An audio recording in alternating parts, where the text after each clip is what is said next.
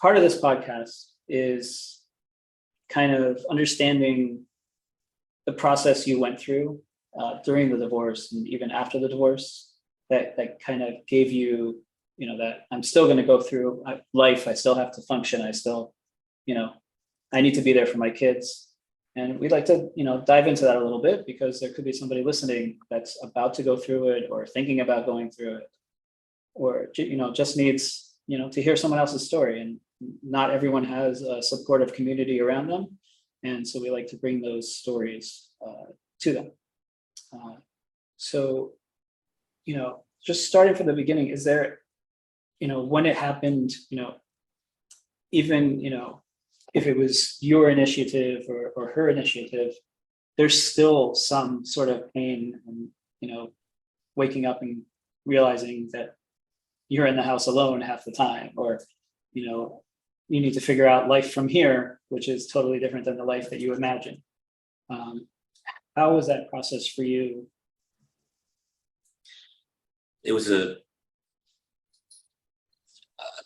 painful process in the beginning, especially because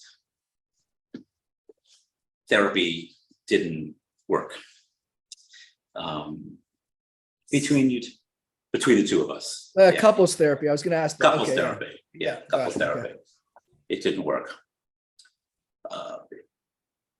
Getting to the point of getting divorced is tough. I mean, I didn't think I would, but I was crying, handing my ex the get. The Jewish divorce.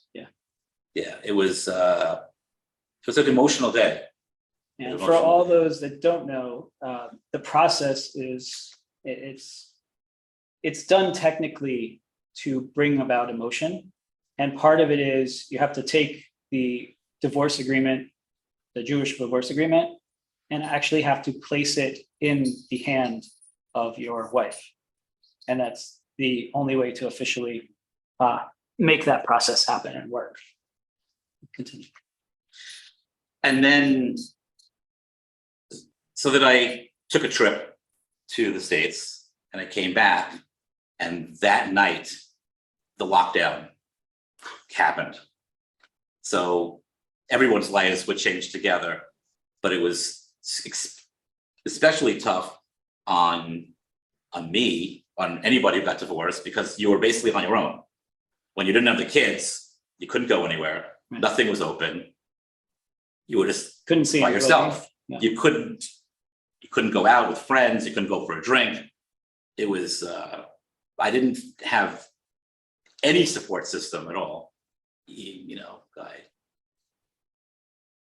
There were those underground support groups that you talk about, but I wasn't a part of them at the time. And so that first year was not easy.